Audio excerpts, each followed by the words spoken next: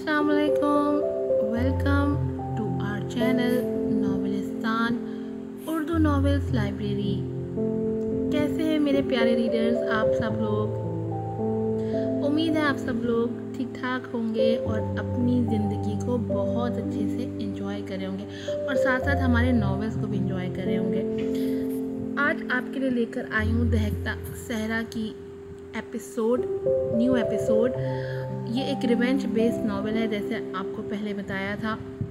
अभी तक रिवेंज खुला नहीं है और जरनीन बेचारी पड़ गई है जुन्नून उसामा की मोहब्बत के चक्कर में। अब देखते हैं जुन्नून उसामा कितना फेयर है जरनीन के साथ, क्या भूल चुका है वो जरनीन के थप्पड़ को, या अब तक उस थप्पड़ का ग्रज उसके दिल में है। ये सब जानने के लिए हम आज की एपिसोड देखते हैं क्या होता है आज की एपिसोड में। तो जल्दी से जाकर चैनल को सब्सक्राइब कर दें, वीडियो को लाइक कीजिएगा, शेयर कीजिएगा और अच्छे रिव्यूज़ दीजिएगा। बेल आइकन को ज़रूर प्रेस कीजिएगा ताकि तमाम एपिसोड की नोटिफिकेशंस आपको वक्त पर मिल सके। नॉवेल है दहकता सहरा, राइटर है सारा, एपिसोड नंबर है 17। उसामा वो पार्किंग में खड़ी अपनी कार की तरफ बढ़ रहा था जब अकब से जरी की पुकार पर रुका। चौंक कर मुड़ते पीछे देखा तो वो तेजी से उसकी तरफ बढ़ रही थी। क्या हुआ? उसे फूली सांसों समेत अपने करीब आकर रुकते देख वो हैरानगी से बोला,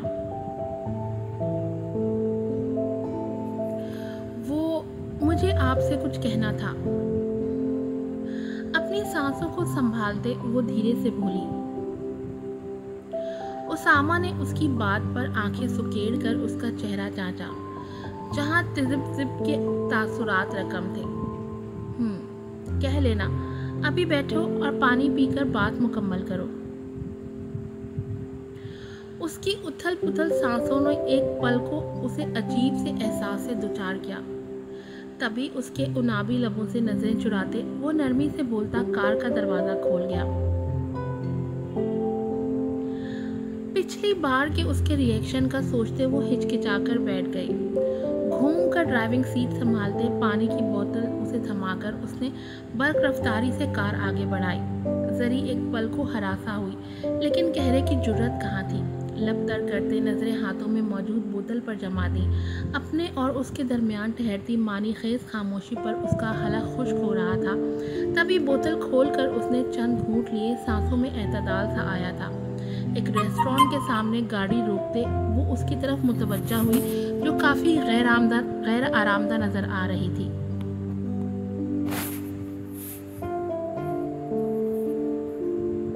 चलो उतरो, अंदर चल के बात करते हैं। तुम्हें लंच भी करवा दूंगा। कम ऑन, उतरो भी। नहीं उसामा, यही बात कर लेते हैं, मुझे अंदर नहीं जाना। दोस्ताना मुस्कुराहट लबों पर सरजाए वो नरमी से बोलता, उससे पहले कार का दरवाजा खुलता वो सरस से बोल उठी। लॉक के लिए बड़े हाथ की मुट्ठी बनाए वो मुस्कुराहट का गला घोंट कर जब से लब भींचता उसकी तरफ मुतवज्जा हुआ, जो कुछ खाइफ नजर आ रही थी। बोलो। उसकी बुरी आंखों के तासुर ने एक पल को उसे इश्तियाल दिलाया, लेकिन खुद पर काबू पाते कहरबार नजरों से उसे घूरते वो सर्द लहजे में बोला,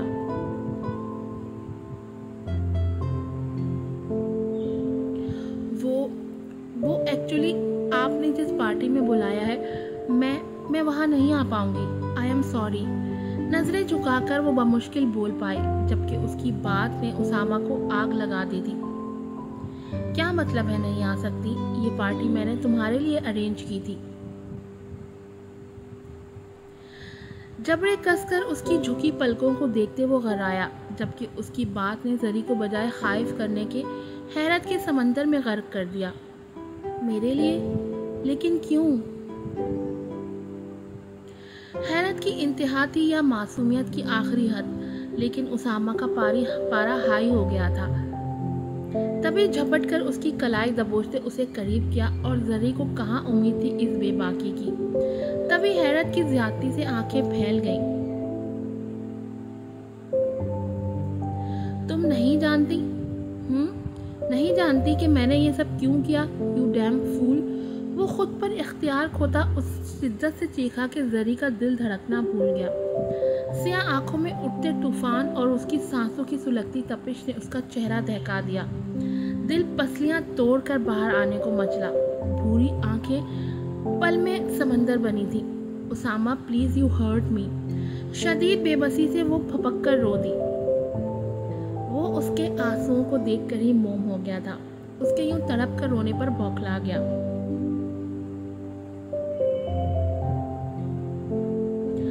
आई am so sorry Naina, please stop crying please. सरस से उसकी कलाई छोड़ते हुए सीधा होकर बैठ गया। बालों में हाथ फेरते वो सख्त शर्मिंदा था, जबकि वो अपने आंसू साफ करती सिसकियां ले रही थी। कहाँ उम्मीद थी उसे इसकी इतने शदीद रिएक्शन की। लिसन स्वीटी, क्या तुम सच में नहीं जानती कि तुम मेरे लिए क्या हो? उसका हाथ अपनी गिरफ्त में लेकर नरमी से सहलाते वो ख्वाबनाक लहजे में बोला। उसकी सियाह आंखों में कोई तासुर था जिसने जरी को बांधा। एक अर्थ था जो उसकी आंखों से निकलता जरी की भूरी आंखों से होता हुआ उसके पूरे वजूद में सरायत कर गया।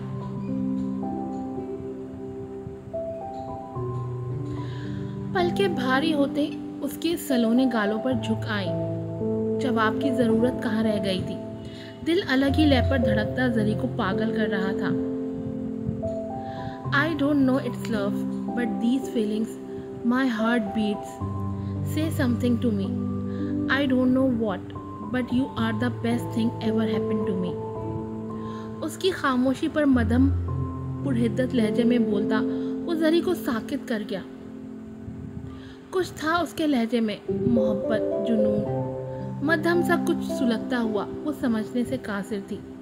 जो भी था बेहद दिलफरेब और दिलकश था। इजहार से ज्यादा मोहब्बत और मोहब्बत से ज्यादा इजहार। लेकिन जो भी निकला था बेसाख्ता निकला था, जिसका इदराक उसामा को भी था।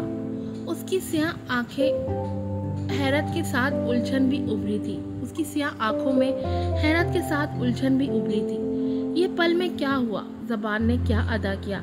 दिल आज क्यों खामोश था, जैसे वो यही तो चाहता हो।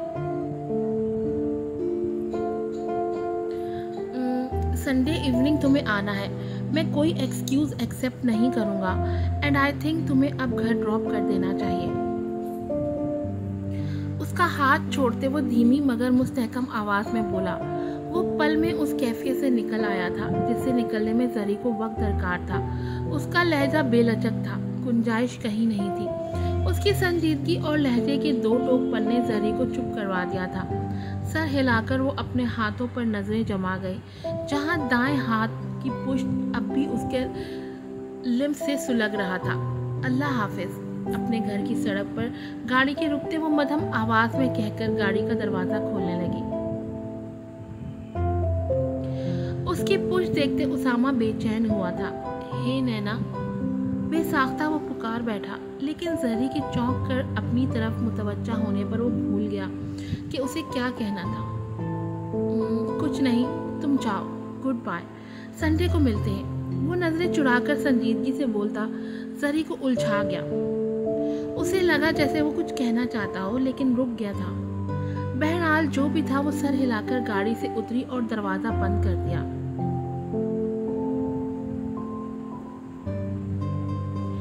वो अभी जरा सा ही पीछे हटी थी कि वो हवा की स्पीड से कार निकाल कर ले गया। जरी ने उलझन भरी नजरों से पीछे उड़ती धूल को बहुत दूर तक देखा था।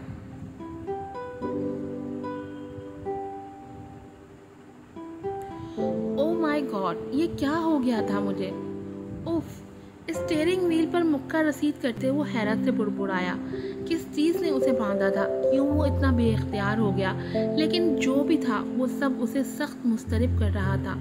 उसामा, इट्स टू मच यार। अपनी बातों को याद करते उसने खुद को मुलामत की थी। अपना टेम्पर लूज करना, उसकी पलकों को देखकर बेखुद होना, ये सब उसके लिए नया था और काफ़ी अजीब भी।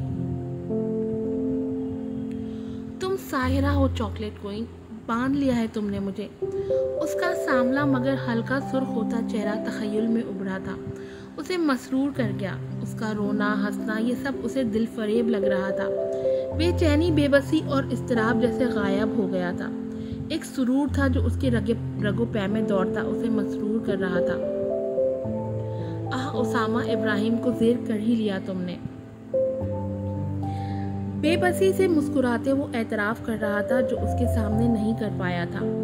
हाँ, वो घुटने टेक चुका था, अब बस इजहार बाकी था।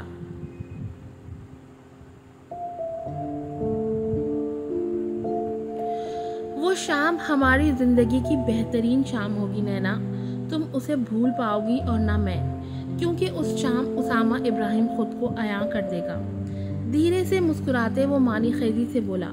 सियाह आंखों की चमक जुगनुओं को मात दे रही थी, दिल में जैसे गुदगुदी सी हो रही थी। लबों पर एक जानदार मगर पुरस्कार और अजीब सा तबस्सुम बिखरा था। जानदार अंदाज में मुस्कुराते वो गाड़ी की स्पीड बढ़ा गया।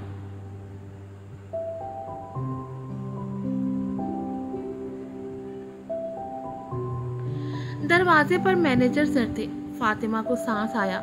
तरबतर पेशानी को हाथ की पूंछ से साफ करते वो उनकी तरफ मुतवज्जा हुई, जो उसे इशारे से अपने पीछे आने का कहते अपने कैबिन की तरफ पड़े थे। एक नज़र बंद दरवाजे पर डालते वो गहरा सांस लेती उनके पीछे चल दी। बॉस को रिपोर्ट मिली है ऑफिस की बद इंतजामी की। वो काफ़ी इश्तियाल में है। मिस हुमा के साथ मिलकर आप सारे स्टाफ की रूटीन चेक करें और एक मीटिंग अरेंज करें। बॉस सबसे मिलना चाहते हैं, कल कोई भी मिस ना हो।